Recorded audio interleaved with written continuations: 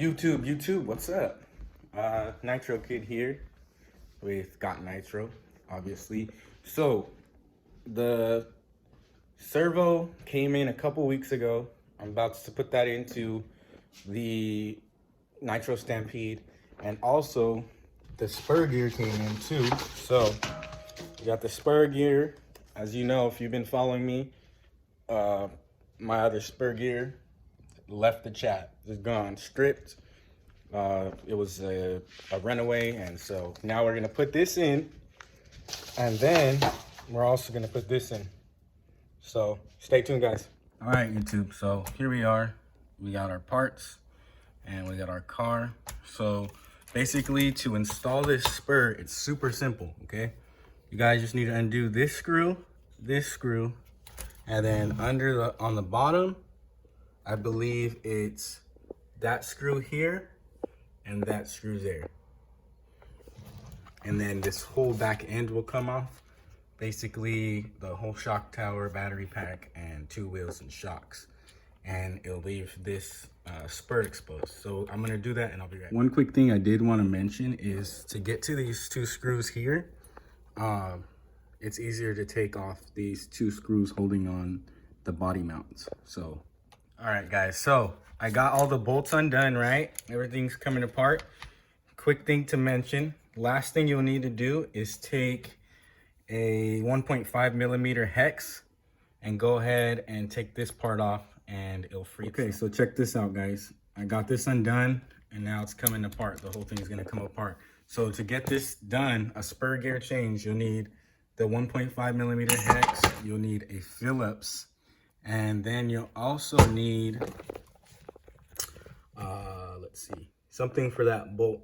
And I'll tell you what size that bolt here. And for the socket, to take off the nut off of the spur gear, you're gonna wanna use a 7 millimeter socket. I think 3/8 works too, but I'm using 7 millimeter, so yeah. So check it out, this thing is dirty. I remember I would bash this every day. But this undercarriage always gets dirty no matter what. So here we are, spur gear exposed, and we're gonna go ahead and take this off. When this is in the truck and the truck is together, it seems impossible to get to the spur, but this is the way to get to it. This is just how they made it. So I'm gonna take this spur off and I'll be right back, guys. Wow, so just looking at the new spur gear, check it out, this is the new one and the old. Wow, look at all that just damage, man. That thing served its purpose and seen better days. Funny thing about this spur is when I got this truck, this spur already looked pretty melted down, or not melted down, but had a lot of use on it, and it still worked very well. I was very surprised because I had actually bought a new spur gear for this truck when I bought the truck. Ended up being like a different teeth. It had less teeth, so that's why I went ahead and bought this 66 tooth, just so nothing would change as far as how it accelerates or whatnot. But yeah, this thing has seen way better days, guys. I'm gonna pop this one in, and yeah, we'll be right back, guys. One thing worth mentioning about putting the spur gear back on is it's very difficult because you got to get that gold brass pin to line up with this. And if you're trying to get it to line up while it's, you know, sideways like this, it's just gonna always fall out of line and you're not gonna be able to tighten it down right. So what I recommend you guys doing is you take your back end essentially and you turn it sideways, pointing straight up, so that you could essentially just stack these, you know what I mean, on here, and they won't, you know, fall and get out of line, basically. So see, you just stack that first one, put the second one on, and then the spur, you get what I'm saying? And then you put this on, and then when you put that on, where that little cutout is, see where that cutout is, you gotta make sure that this this piece lines up right over it. And this is why doing it like this is so much better, because you'll feel it click right into place this. Let's see if it happens right. Damn it. See, it's tricky. So even doing this sideways, it'll frustrate you, man. So you gotta get it just right. See? And it fell right in place. Boom. So now you take your spring and your nut and you just tighten that down. All right, y'all, the new spur gear is on, just like that. I like to tighten my spur gear all the way down and then just back it out a little bit. So it's on. This thing is dirty. I'm gonna try to dust this stuff off before I do assemble it back up, just because that's kind of disgusting, but spur is on. All that's left to do is to do the steps we did to take it apart, reverse that, and put it back together. So, all right, guys, we're back. We got this all cleaned up. We used the attachment for the hose to turn it into like a pressure washer, and I kind of took off a little bit of the chrome off of the wheels. Kind of sad about that, but whatever. It's cleaned for the most part. It's like, how much can I clean of this car before it turns into a whole full-blown day of just cleaning an RC car? So I'm just gonna leave it there. I'm gonna put it back together. Then we're gonna install this servo. But before we install this servo, we're gonna look at the steering with the servo that's in here, which is a Traxxas, and we're gonna see the difference. We're gonna see how fast this turns the wheels left and right and how much torque it has. And then we're gonna give it a rip and then throw this in there and then see what happens. So okay, guys, so I was putting these screws back in, and the screwdriver slipped and scraped the chassis. Stuff like that's going to happen. You guys got to take apart your cars and maintain them. Stuff like that's going to happen. We could get a new chassis plate because I like things to be perfect, but it'll work for now. This is my basher. I bash this all the time.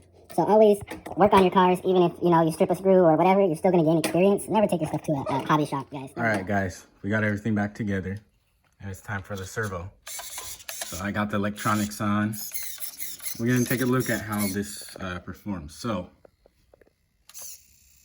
left, right, left, right, quick left, right, Let's just listen to it.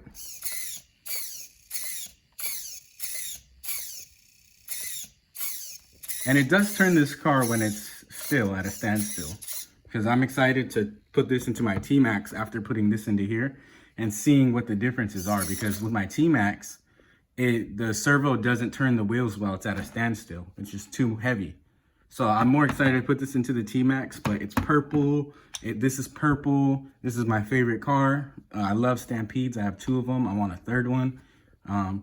But yeah, so it's time to put this in and see what it does. Check this out, guys. We're busting this package open, man. This is brand new. It still has a tape on it. So you're seeing this with me as we open it. Got it open. This thing is, wow, that's way heavier than any servo I ever held. Look at the plug. You got the Dean's connector or whatnot, Traxxas connector. Wow, this thing just feels awesome. All right, time to get it in there. So this servo's out. The new one's in. Okay. This was a Futaba. I actually thought this was a Traxxas. For a Futaba, this thing came with the truck, and it's been on it since I bought it, almost a year ago, and this was sitting in somebody's, storage. So this thing is old. This thing is probably from 2000s, or the year 2000. So we had some minor things go on. So I mount my servos, 1 screw in the front, 1 screw in the back. What happened was, this new servo is longer. It's longer than the regular servos. So I'm gonna get back to the company, maybe tell them if we can shorten them. I don't know.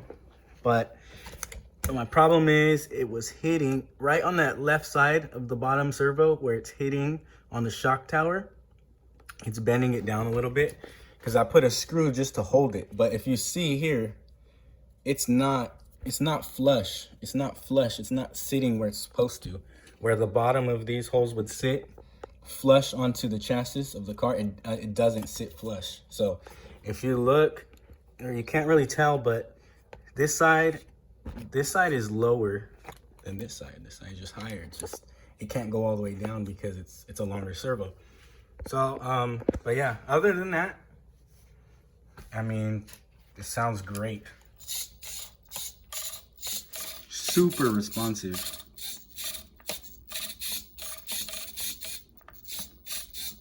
No sputtering like the other one. I know the other one's on its way out. That's why I was kind of sputtering when I was holding it left. This thing is awesome. It sounds awesome. Super responsive, and I can't wait to get it out in the dirt. Yeah, other than it being a little bit longer than it's supposed to, it looks promising. I want to put this in my T-Max, so we're gonna run this for you guys. I don't know if it's gonna be in this video or the next, but we're gonna run it and then put it in the T-Max. So you guys stay tuned. Thank you guys for watching.